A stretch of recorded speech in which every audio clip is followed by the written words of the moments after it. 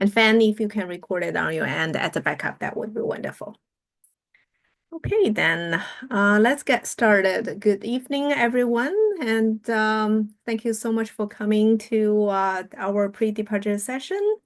And this is for students going on exchange or study abroad in winter 2025. And I hope you are in the right place. And yeah, so here's our agenda for today. I hope you can see my slides okay, right? Presentation slide okay? Okay, so this is our agenda. So we will first of all do a very quick team introduction, and then I will be going through the 7 safety abroad steps with you. And my colleagues will be reviewing the pre-departure and post-arrival checklist, and will also mention the upcoming events. At the very end, you will have the opportunity to ask questions and enter the breakout rooms to connect with students who are going to the same region. Okay. And of course, as I go, feel free to type in the chat, or you can raise your hand to ask questions if you have any. So this is, let me see if we have a question here. Nope, that's fine. Okay, perfect.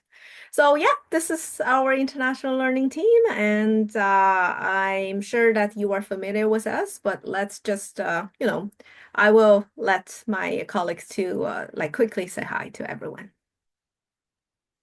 Hello, everyone. My name is Fan, and I'm one of the international learning coordinator with the international learning team. And I'm coordinating the programs in the region of UK and US. So if you're going to the UK, most likely you have been in touch with me already. And thanks for coming to the pre-departure session. Hi everyone, my name is Flarnda. I am an international learning coordinator for the Europe region. So I've already spoken to many of you before, so I see a lot of familiar names, but I'm looking forward to speaking to you more during our breakout session. Yeah, and I think our colleague Kiona is joining us as well, and she's a international learning coordinator as well, and she works with students like participating in programs in Asia and Oceania regions. And my name is Pin, and I have a long title. I'm a faculty-led study abroad and safety abroad coordinator. So I support faculty-led programs, and I also administer safety abroad requirements. Okay, then now safety abroad steps. Here's a question for you. Why do we mandate safety abroad requirements? First of all, student safety is of utmost importance. So your safety is the most important thing to us.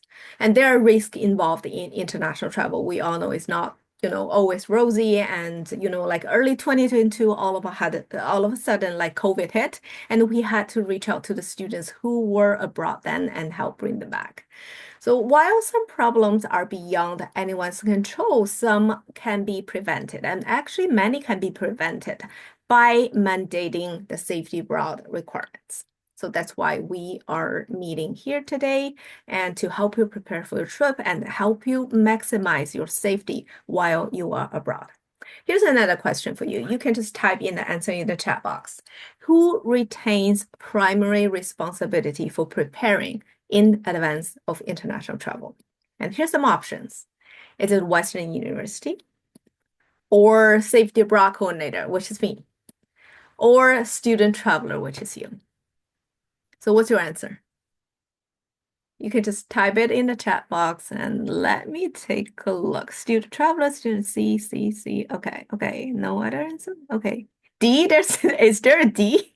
Okay, good, good. Yeah, you're right. The correct answer is C. Okay, I'm glad no one chose B. Okay, I think one student typed in D, but not B, thankfully. Okay, so here's a part from Western Safety Abroad Policy. If you look at 5.2, it says all student travelers retain primary responsibility for preparing themselves in advance of international travel. and to research and be aware of the risks involved and to ensure they're physically and mentally prepared, to ensure they have appropriate medical and other insurance. I'm going to talk about insurance in one of the safety broad steps, and to bring any concerns they may have to the attention of the international office.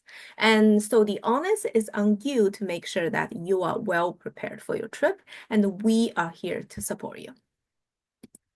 Okay, so these are the 7 safety broad steps that I'm going to go through with you tonight. This is step 1, review Government of Canada travel advisories. Actually, this should be where like all international travels start with, first step. I'm not sure if you are aware, but there are 4 levels of risks that Government of Canada assigns each country that Canadians are traveling to. The green one is level 1 and all the way to the red, level 4. So I encourage all of you to go to this website, Government of Canada website, and enter your destination country there in the search box, and then read the entire travel advice for your destination country. Because it gives you details on like why it is sitting at this risk level and everything that you need to be like you need to pay attention to prior to your travel. So here's an example. I entered Spain there yesterday, and here's what came up. Right now, Spain is sitting at level 2, which means that Canadians are asked to exercise a high degree of caution when traveling to Spain currently. Okay, so you can see that there is a date there. So like last updated on November the 12th, which means it gets updated constantly. So I would monitor this up until your travel date to stay on top of the travel advice. And if you notice any like if you notice that the color of your destination country or regional or some regions within the country turned to orange or red, let us know immediately. Okay, because you can see that Western Safety Belt policy restricts student travel to countries or regions within countries with an official travel advisory stating avoid non-essential travel, which is level 3, and avoid all travel, which is level 4. Okay, any questions about this? No, we good? Okay.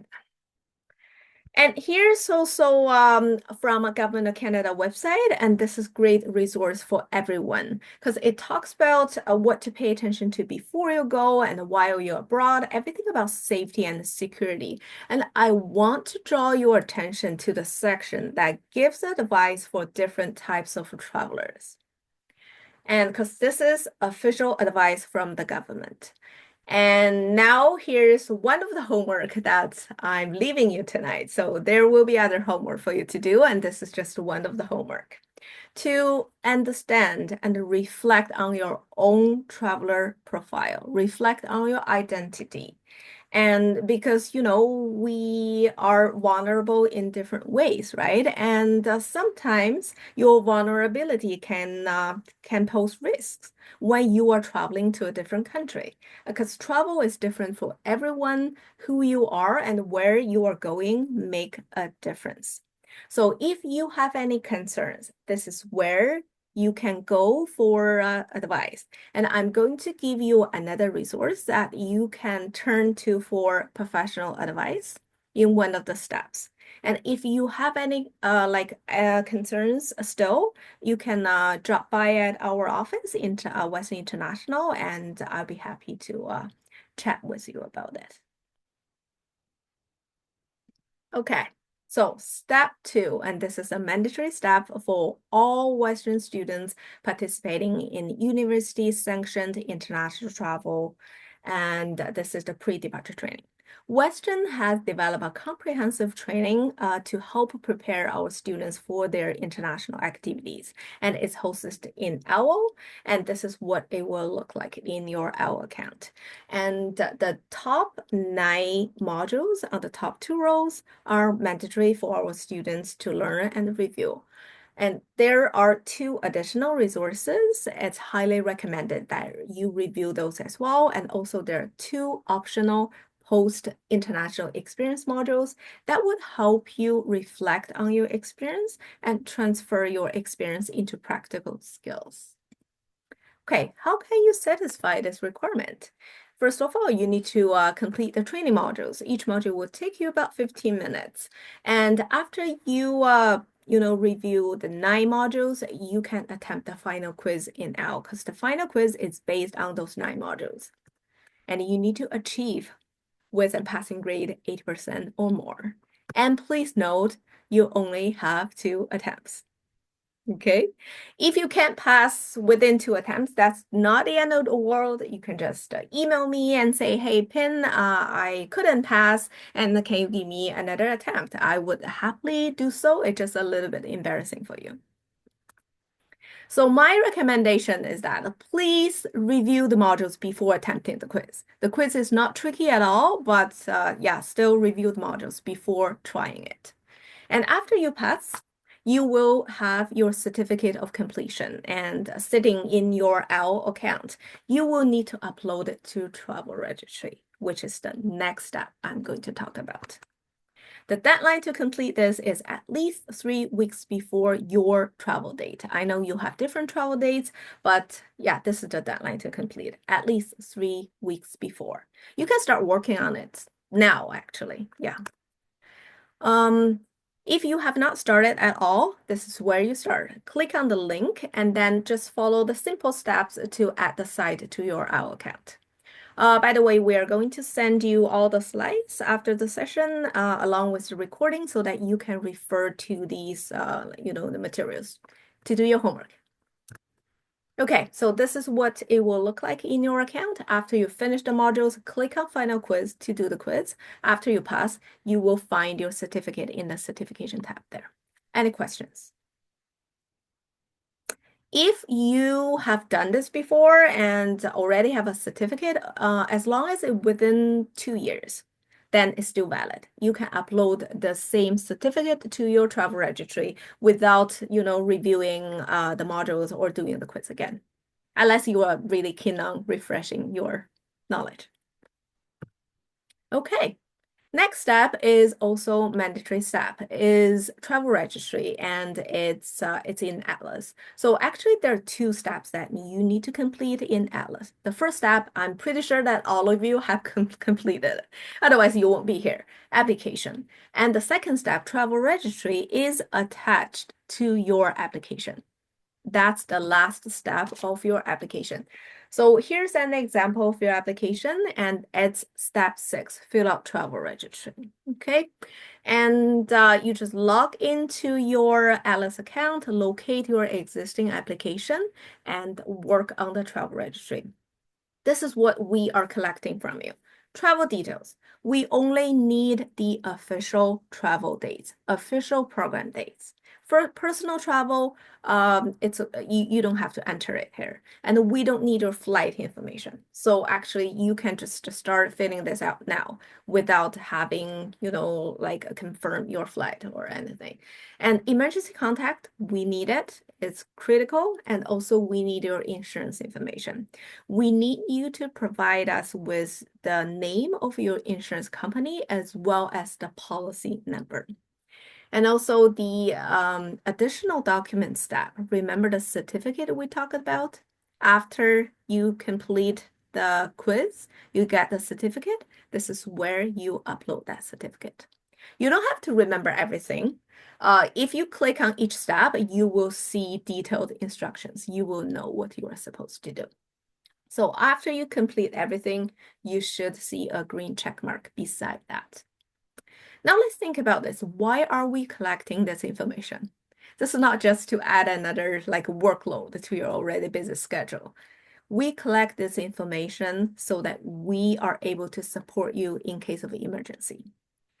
Let me give you an example. Like last year around Thanksgiving, and the Israel situation escalated all of a sudden, and we went to Atlas and locate the students who were in that region, and we reach out to those students to offer support immediately. Without this information, our hands would have been tied. So this is critical for us to be able to support you in case of a real emergency. And if needed, we can work with your emergency contact and the insurance company to support you. Any questions about this? And also, it has the same deadline as the pre-departure training, at least 3 weeks before your travel date. Okay, so let's talk about insurance. So basically, we're talking about two types of insurance here. One is medical. All Western travelers are required to possess out-of-country medical insurance. This is just not to cover day-to-day needs. You need insurance to cover medical emergencies, and also it needs to be out-of-country coverage. So many students have UHIP or OHIP. That's not enough. You need to have additional coverage than your OHIP card or UHIP card. So we are recommending that everyone reach out to your insurance provider to ensure that you have sufficient coverage for your entire trip. So this is just a true and tragic story posted on the Government of Canada website. So we are asking you to ensure that you have a sufficient coverage just to avoid things like this from happening to you. Okay, so another type of travel insurance is what we call travel insurance. It's highly recommended that you arrange for travel insurance to cover expenses incurred due to lost baggage, flight interruptions, and other unexpected scenarios, which happens a lot during these days. And regardless of your insurance plan, it is important to review and become familiar with exactly what your plan covers. Usually, your insurance provider will provide you with a booklet or something that contains the details of coverage. Please do read that carefully. Be sure to ask whether the plan covers pre-existing medical conditions. This is very important. Or if you were hospitalized within the last 6 months, or if you recently changed doses on your prescribed medication, do verify with your provider to make sure that there's no negative implications of that. Verify the insurance requirements of your host institution or organization and host country, because some institutions or countries may require that you purchase a specific national medical insurance as part of your visa or immigration application. Okay, where can you get insurance? We don't care where you get it, as long as it's sufficient for you. You can get it through Western or through other channels. All full-time Western undergrad students are automatically enrolled in the USC insurance unless you have opted out. So you should know whether or not you are covered under this plan. If you know that you are covered, there's a link. You can just click on the link and that will take you to their benefits page. Click on the download benefits booklet button to review the details of the coverage. And you can also download the travel medical assistance cards. And then you can also find the policy number there. Remember, we are asking for your insurance policy number as one of the steps in travel registry. There we go. Okay. Any questions about insurance? You can raise your hand or just unmute yourself, or you can type in the chat. Are we all good? Some students ask, okay, I have this. Is it enough for me? Sorry, I cannot answer this question because I don't know your specific traveler profile, right? And you are the one who knows what you need, and you are the one who's familiar with your program specifics. So we cannot say whether or not one insurance is sufficient for a person. However, what I can tell you is that many Western students enrolled in this insurance find this sufficient for them. Okay. Okay, next step, enroll in International SOS. I'm not sure how many of you are familiar with this. You can just type, do you know this exists at all? Like International SOS, have you heard of it? Or even used their service before? You can just let me and like by typing in the chat box, because I'm curious. So this is a great service that Western partners with and for emergency assistance for our students who travel abroad on university-sanctioned activities. You can reach out to them 24/7 for emergency and non-emergency. It doesn't have to be an emergency. Like right now, if you have any questions, concerns, you want to know about like security and how safe the country is, or even specific region, you have worries. And like remember when I talked about like reflect and understand your own traveler profile? This is another great resource that you can turn to for professional advice. If you have any concerns going abroad, entering into a certain region, give them a call and they will be able to give you professional advice because they have the local expertise. They have offices around the world. And all Western students, faculty, and staff are fully covered under this plan. And you can also sign up for their immediate security alerts. If anything were to happen to your region, that you will receive an alert through your phone. That's quite handy. Okay, when can you use it? You can use it before you travel to prepare, and you can use it while you are abroad.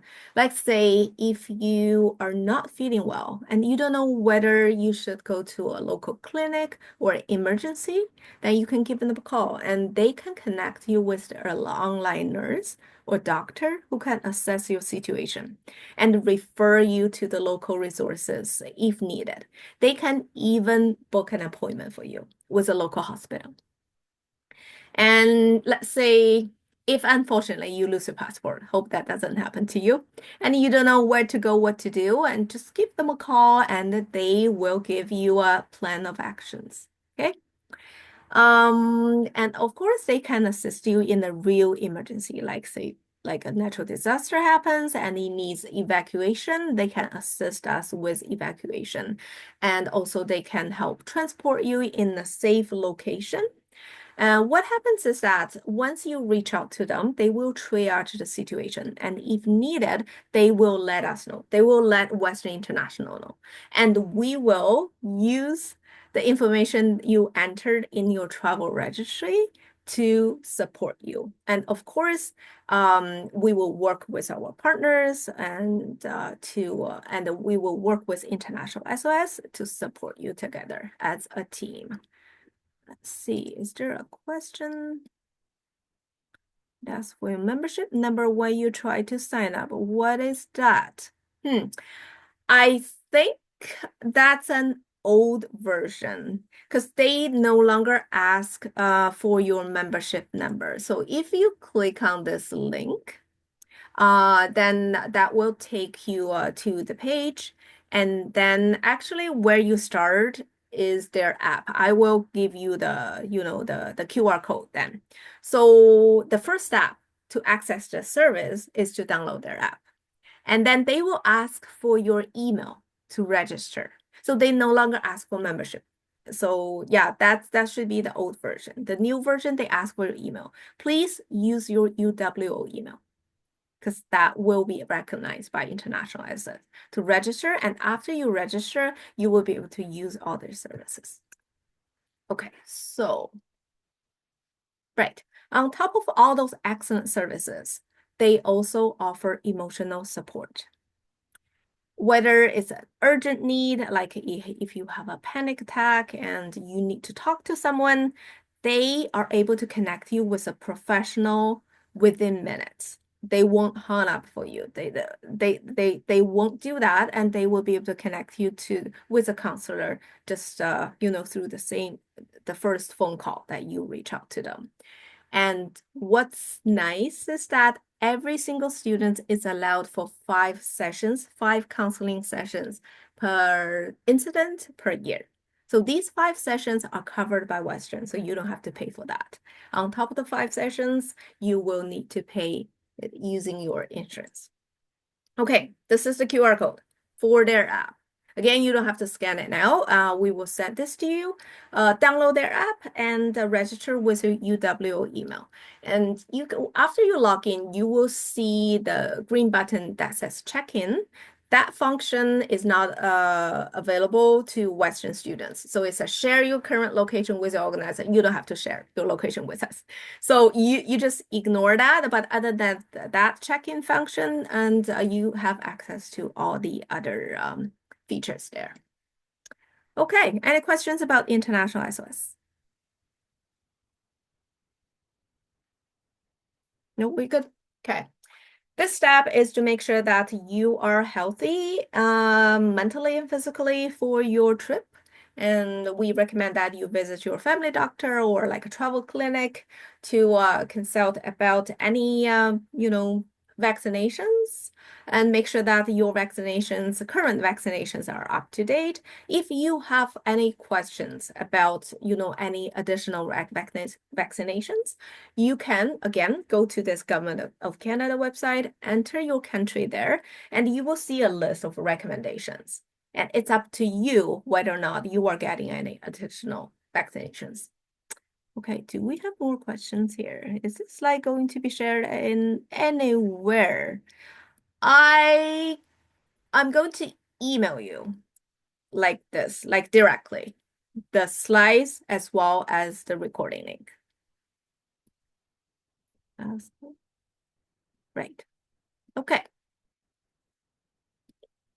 So last step, register with Canadians abroad. This service is only available for Canadian citizens. If you hold a different passport, reach out to your embassy. This is just another layer of protection and care for you. And to register your trip with the government, it's quick and it's free. It will take you about 3 minutes to do that.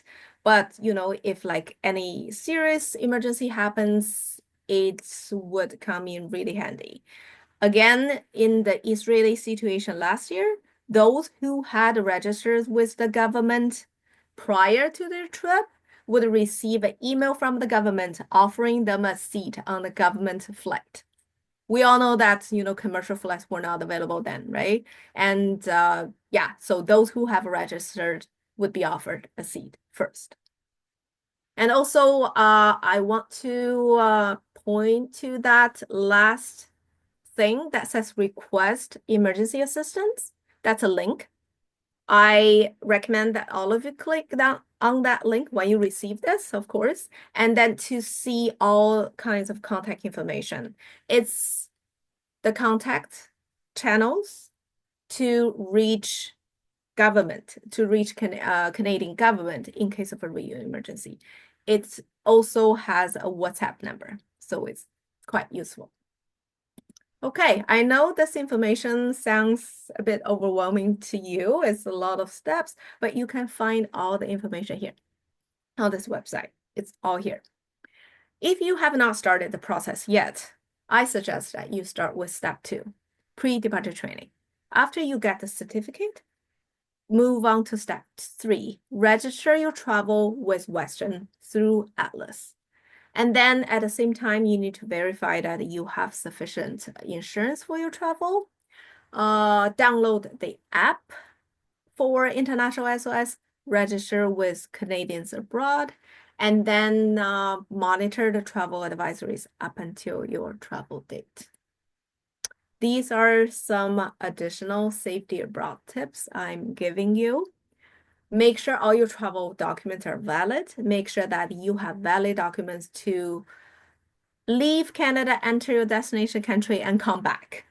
We had a student this summer who couldn't re-enter Canada because the visa had expired. So please make sure that you can leave and re-enter. Make electronic copies and leave one copy with your family or friend, just in case you lose everything. Hopefully that doesn't happen to you. And the other stuff, yeah, we learned this the hard way, okay? And all of everything here, if I'm able to give you one tip only, this is the one I'm going to give you.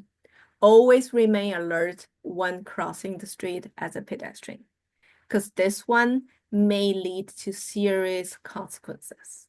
And unfortunately, we learned this the hard way. So this is really important. Okay, so here's a quick case study for you. You are traveling, you can just type your answer in the chat box. You are traveling on an overnight train in a country where English is not spoken. When you wake up in the morning and find your belongings scattered all over your cabin. Your phone, money, and passport have been stolen. What would you do? Any ideas? Any guesses? Okay. Yeah, just type your answer in chat. Oh, yeah. Call your mom. You don't have your phone. Oh. Okay. Yep, yeah, call the police. Using someone else's phone. Yes, pray. Okay. Yeah. Talk to work on the train. Yeah, yeah, okay. Try to communicate with staff to get help. Yes, that's right. Well, you can cry first, yeah, and calm you down. Sometimes crying can calm. Yeah. Okay, track this person. Can you do that? Are you able to do that? Track this person down. You have nothing. How can you track the person down? Borrow a phone, call the police. Western SOS. Okay, yeah, Western SOS. Okay, it's called International SOS, but close enough. Good. Family. Wow, I think Heather, you got everything covered here. Yeah. So try to stay calm and make sure you are safe. If you can't stay calm, cry. If crying can, make you calm, then yeah, do it. And then report to the local authority. Find a train conductor, not just anyone, on the train, the conductor, the professional, to report and ask them to call the local police. Yes. So that they can track that person down. Or borrow phone to report to local. Yeah, that's right. Reach out to international through the app or phone call because you don't have a phone, so you don't have the app. But luckily they have a phone number to reach out. So you can just borrow a phone and call this number for further instructions. They will analyze the situation, provide the most appropriate plan of action. Okay, it's not your job to figure out a perfect plan of action in a situation like this, so stressful. Okay, it's their job to help you. They will advise on where the closest Canadian embassy would be and can also facilitate money transfers and assist in making hotel bookings to ensure student safety. And they will let us know. Okay, and we will assist you immediately and we will work with them to support you. And also keep your school, group lead, family, and friends updated. Okay, and it's advised to always keep a digital copy of password and other important IDs. Yeah, great job. Okay, then now I will hand over the mic to my colleague. All right, thanks, Payne. So next I'm going to review some of the very important steps on the checklist, opt-out checklist. You should have all received the checklist as a part of your offer of a nomination letter. All this information is also on our website. If you ever want to just kind of like go through all the steps before you go, you can definitely check the information on the website. So the first one is course approval form. I'm pretty sure we have sent you a few reminders by this point to remind you to complete the course approval process, which is very important. This is to make sure that you will be able to receive your credit after you return back to Weston.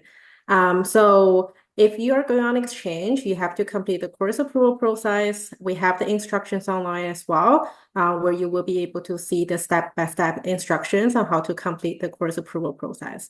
If you are going on study abroad program, you will need to complete the letter of permission process through the Office of the Registrar. So you only complete one of them. We sometimes receive the questions from the students asking, oh, do I have to complete the letter of permission process as well if I'm going on exchange? The answer is no, you only complete one.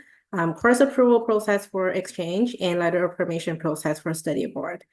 The next one is finance and scholarship, and my colleague will be able to give you more information shortly. So basically, you can review the information on the website and make sure that you submit your application for scholarship, which is actually The deadline is coming up on November 15th. Make sure that you submit the application for scholarships. For OSAP, if you are going on exchange and if you are currently eligible for OSAP, you will still be eligible for OSAP when you are on exchange. You will need to complete the supplementary form and send the form to our office for the signature. Yeah, so make sure that you do that before you go on exchange as well. So the next one is the host institution application. Most of you should have already completed the host institution application process, or at least is working on completing the host institution application. So make sure that you follow the instructions that received by the host institution and complete that application process. And then after that, you should be able to receive the official offer letter from the host institution directly.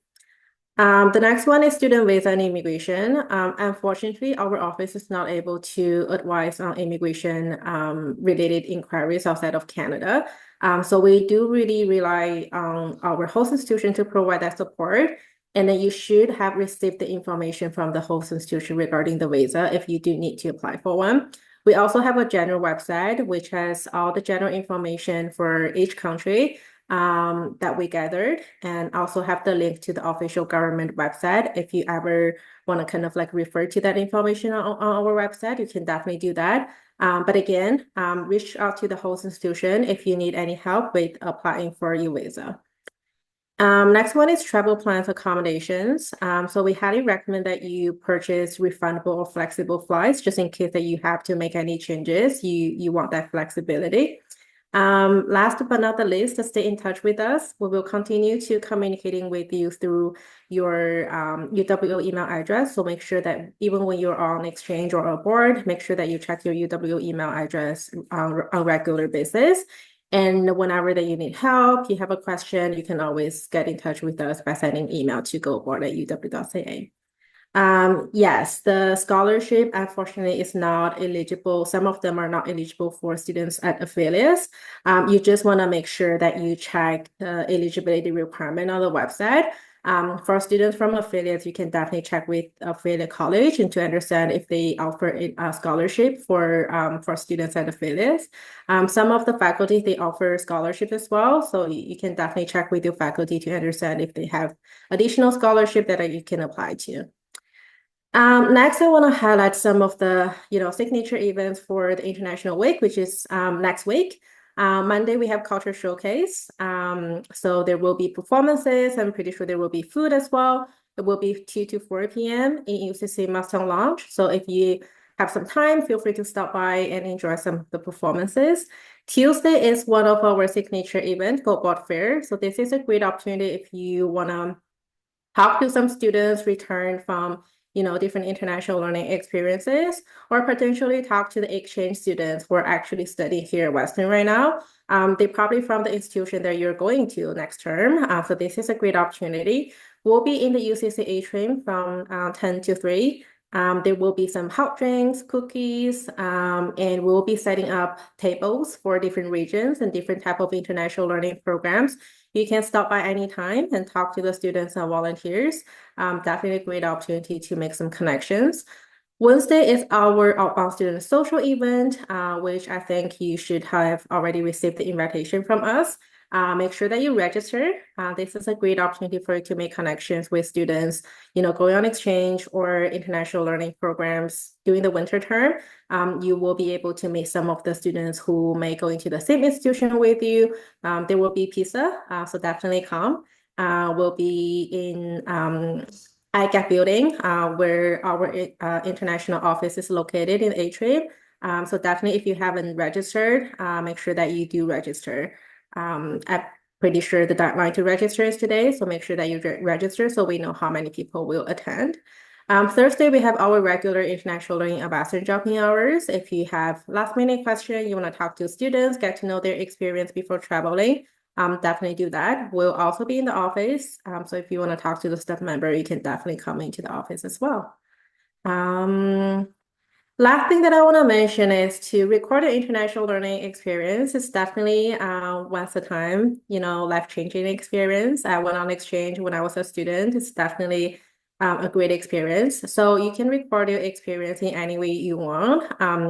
If you are interested in doing Instagram takeover when you are abroad, let us know. Our office is very happy to have you to do Instagram takeover on our account. But if you prefer to do blog, you prefer to kind of like vlog your journey. And then if you want to work with our office, we're definitely happy to meet with you. We have colleagues from the communication team. They're open to any initiative that you're interested in doing. And we're definitely interested in knowing your experience, and we'll reach out to you to get your testimonial maybe closer to your return date.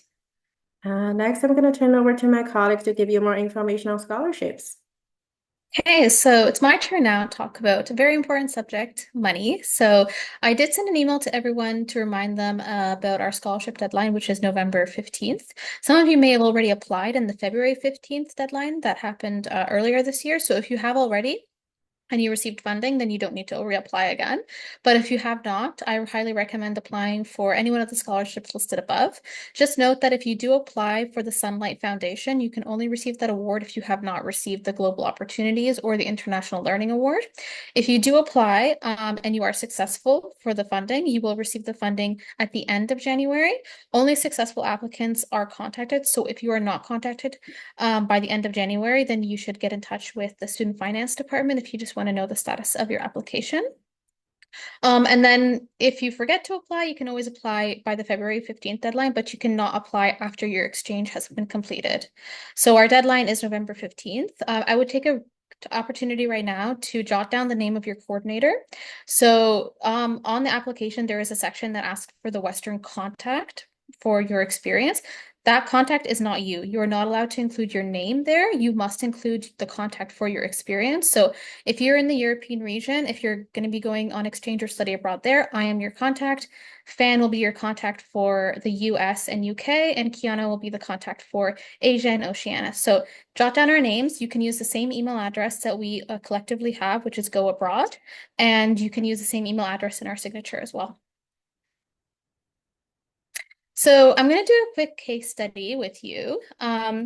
So you have arranged to meet with an international staff from your host exchange university, and you were informed that the courses that you have pre-selected at Western are now canceled. So this means that you can only take 1 or 2 out of the 5 that you had originally selected. What would you do? So if you're able to jot down some answers you have in the chat about what you could potentially do in this case.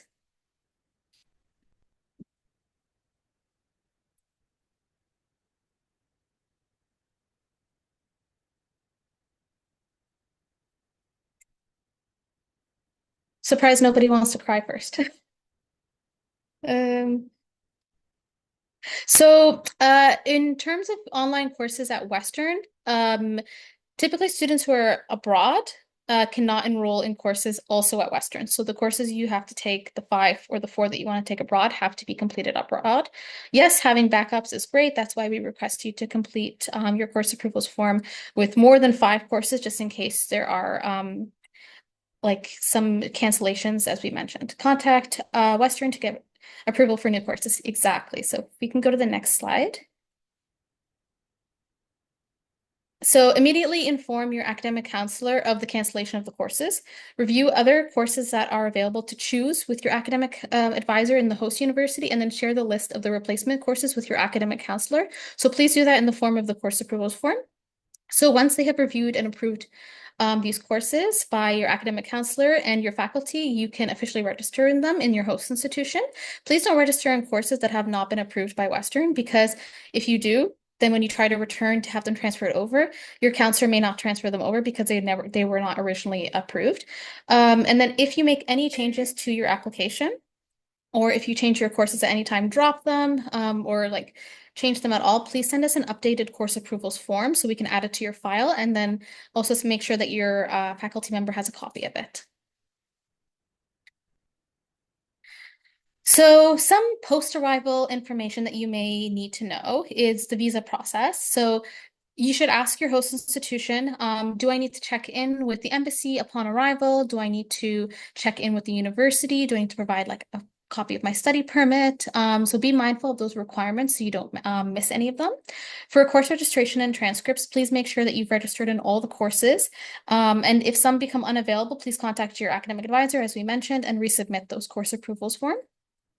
And then make sure you know the add and drop deadlines from your host institution. You don't want to miss a drop deadline or an add deadline.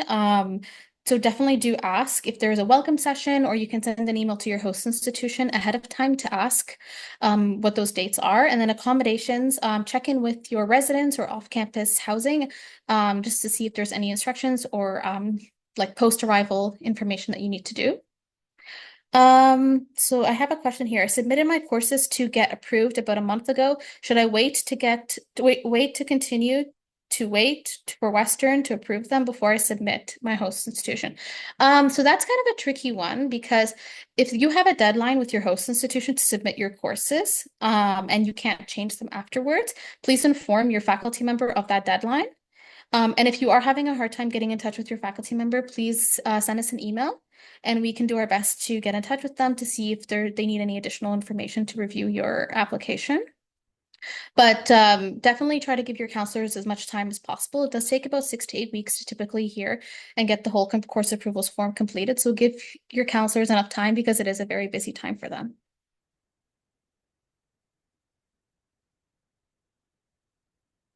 Okay. Okay, then now we'll open 3 breakout rooms for you, and you can choose the region and choose which room you are going to by the region. And let's have 10 minutes in the breakout rooms, and then we'll come back together. Let's see. Right, 10 minutes. Open our rooms. Are you able to see the 3 rooms? Yeah, perfect.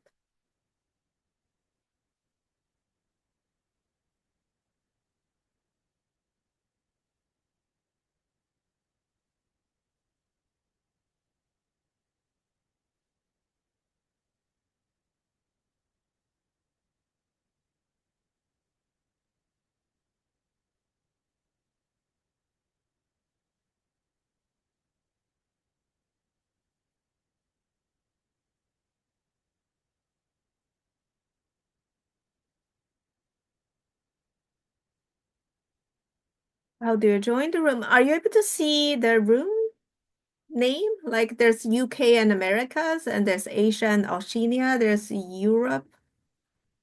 'Cause and you should be able to click on one of those 3 rooms to join. That's my guess. I'm not seeing any rooms because I have a different view.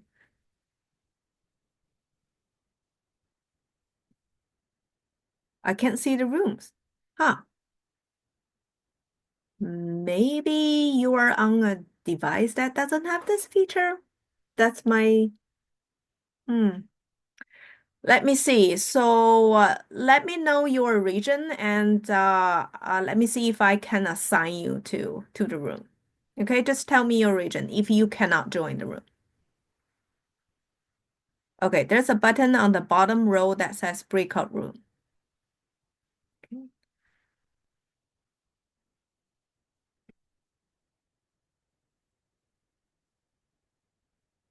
Oh, I think.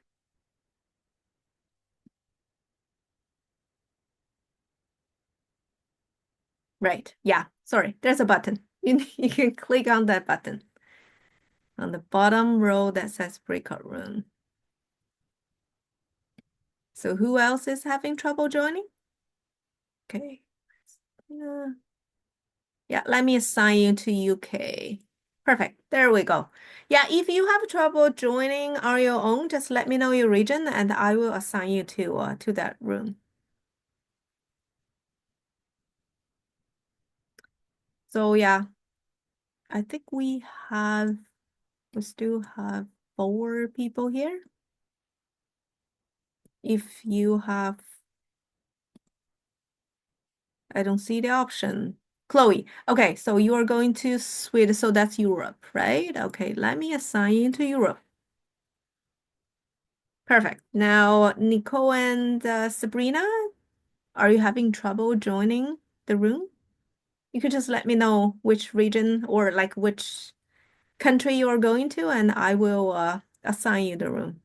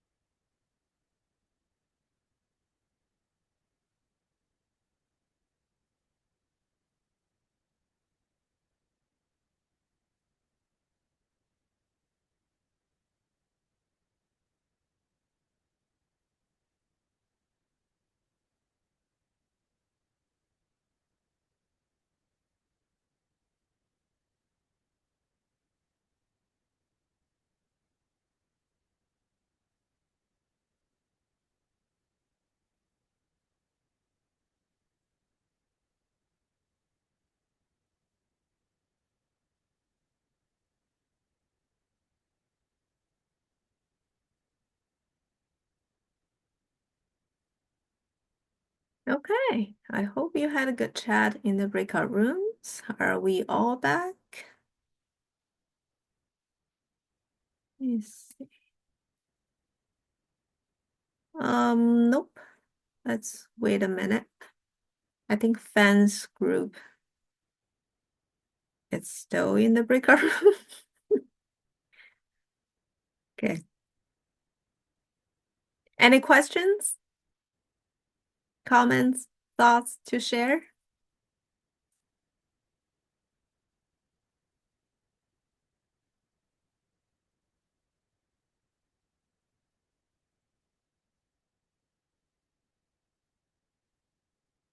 Okay, we have 1 minute. So any questions for the whole group?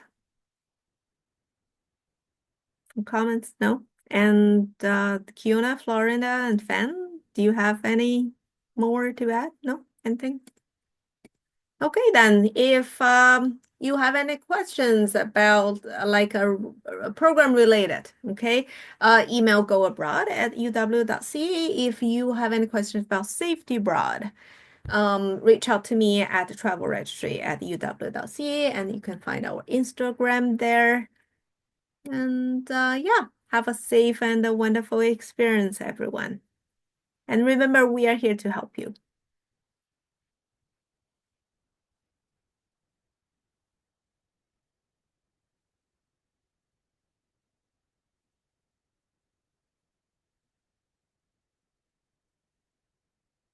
Bye. Enjoy your evening.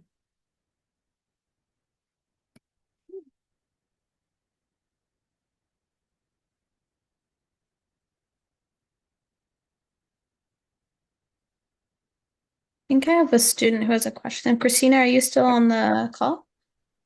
Yeah, I'm still here. So what was your question?